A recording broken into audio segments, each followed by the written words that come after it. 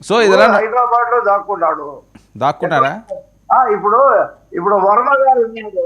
ఇప్పుడు వర్మ గారు ఉన్నాడు.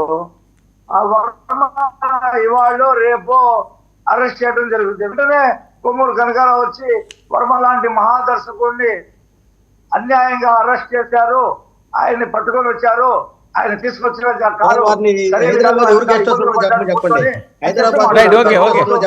దాని మీద. ఓకే ఓకే ఓకే నాగేంద్ర గారు, గుడ్ ఈవినింగ్ సార్. వర్మ గారు మీ పేరు మర్చిపోయి మీ పేరు మర్చిపోయాను. ఓకే ఓకే రఫీ గారు మీకు నమస్కారం. ఓకే చాలా బాగా తెలుసు మీ పేరు, వెంటనే రాలేదు, ఏమనుకోవద్దు.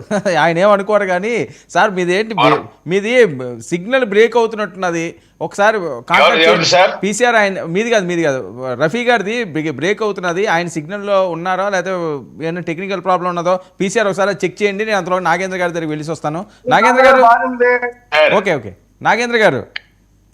సార్ వర్మ గారు, ముందుగా మీకు, మీ ద్వారా 99 వీక్షకులకు, ప్యానల్లో ఉన్న నేను ఎప్పుడు బాగా పేరు గుర్తుపెట్టుకునే మా రఫీ సార్కు, మీ ఇద్దరం సహృద్భావ పొత్తులో ఉంటున్నాం. అలాగే మాకు చిరకాల మిత్రుడు, అంటే అన్నకి నేను గుర్తున్నానో లేదో, ఆయనతో కూడా ట్రావెల్ చేసినాము. ఆయన చెప్పే ముందు చెప్పాలి, ఒక మంచి వ్యక్తి, but right person in wrong party అని కానీ ఖచ్చితంగా చెప్పగలను మా కనకారావు అన్నాను. ఓకే ఏంటండి వంశీ కొడాలి 100 కోట్ల స్కామ్ అట, చాలా మంది చాలా స్కామ్లు అని చెప్పారు కానీ ఎక్కడ ఏమీ లేదు, ఆధారాలు ఎక్కడ మాట్లాడుకుందాం సార్. పరువు నష్టం దావా వేస్తామని అంతో ఎంతో పరువు ఉన్నోళ్ళని పంపిస్తున్నాడు.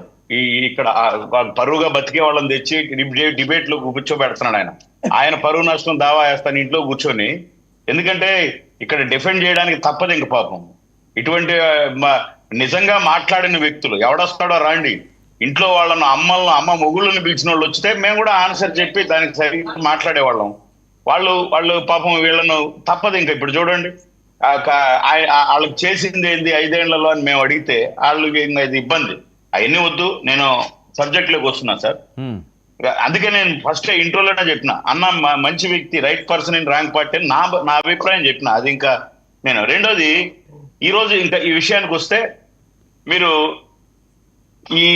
ఇప్పుడు ఉన్నటువంటి పరిస్థితుల్లో మీరు తీసుకున్నటువంటి కొడాలి నాని అంశం కావచ్చు, వల్లభనేని వంశీ అంశం కావచ్చు, ఆర్జీవి అంశం కావచ్చు, ఇప్పుడు వీళ్ళందరి పరిస్థితుల్లో ఇందాక అన్న మాట్లాడినాడు, నేను చెప్పాలి, కనకారావు అన్న, బాలినేని శ్రీనివాసరెడ్డి గారు ఇప్పుడు మాట్లాడుతున్నారు. ఎస్, ఆయన మారి ఆయన చెప్తానంటున్నాడు. పాపం కనకారావు అన్న చెప్తున్నాడు కానీ ఆయనకు ఆన్సర్ చెప్పాల్సింది ఎవరు? నేను నోరు తెరిస్తే నువ్వు తట్టుకోలేవు జగన్మోహన్ రెడ్డి, నువ్వు తట్టుకోలేవు, నువ్వు నా దగ్గర ఏమేం చెప్పించినావు చెబితే అంటే ఒక్కరు నోరెత్తనంలా. కనకారావన్నో ఇంకొకరినో పంపిడు. ఎందుకంటే కనకారావన్న కూడా తెలియదు వాళ్ళిద్దరి మధ్య ఏం జరిగింది, ఏమో నోరు ఎత్తినాడు, ఏం చేయించినాడు అనేది. ఇది వాస్తవం. కాబట్టి బాగుంటుంది. జగన్మోహన్ రెడ్డి గారే ఆన్సర్ చెప్తే, సార్ అన్న నేను మీరు మాట్లాడేటప్పుడు నేను రాలేదు, మీ వర్షన్ మీరు ఇంకా 5 నిమిషాలు ఎక్కువ తీసుకుని సలహాలు ఇచ్చినా తీసుకుంటా నేను.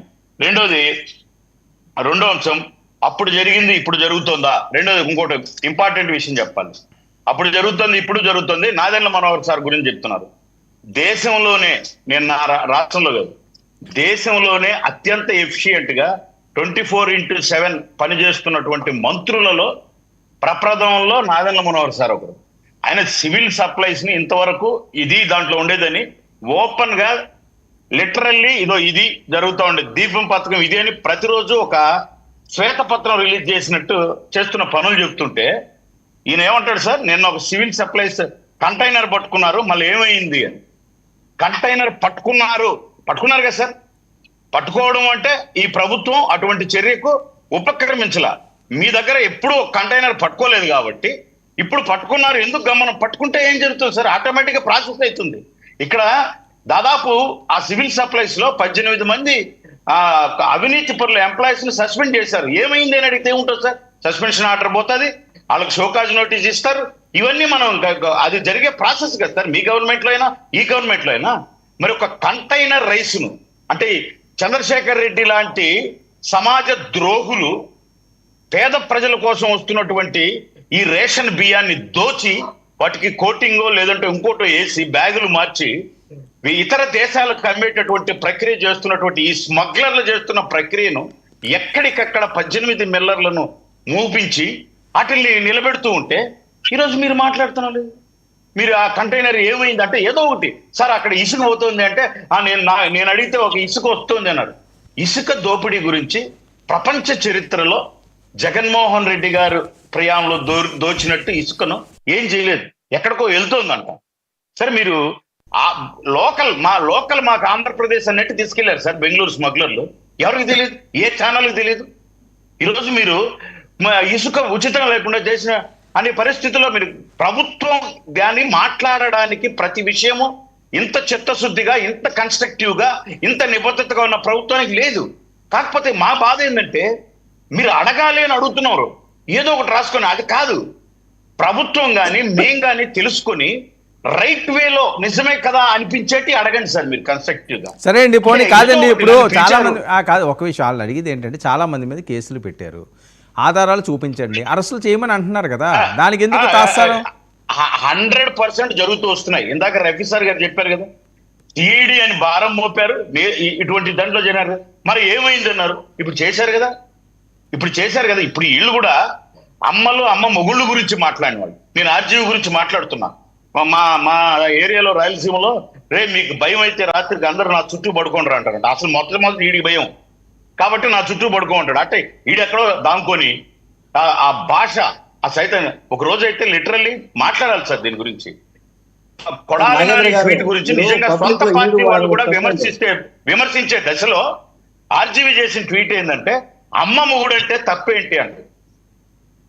అటువంటి వ్యక్తి అమ్మ మొగుడు అంటే తప్పేంటంటే ఇప్పుడు అందరూ అమ్మల మొగుళ్ళతో ఇక్కడుంటే మీ పిల్లలు ఏమనుకోవాలి సార్, మా అమ్మ మొగుళ్ళు ఎక్కడ ఉండాలని మేము అడగచ్చా? సంస్కారం దిగజారి మరి ఎందుకు దాంకొని ఉన్నావు, ఎందుకు పరిగెత్తున్నావు? ధైర్యంగా నిజంగా కొడాలి నాని కావచ్చు, వంశీ కావచ్చు, మరి ఆర్జీవి కావచ్చు, ఇటువంటి మాట్లాడినటువంటి ప్రతి ఒక్కడు ఇక్కడ నిలబడి ఎస్ నేను కరెక్టే మాట్లాడినానని నిలబడండి. ఎందుకు పరిగెడుతున్నారు, ఎందుకు దాక్కుంటున్నారు, ఎందుకు కోర్టులు ఆశ్రయిస్తున్నారు, పరిగెడుతున్నారు? మళ్ళీ దానికి అక్రమ అరెస్టులోనే ఒక పూత పూస్తున్నారండి. ఎవరు సార్?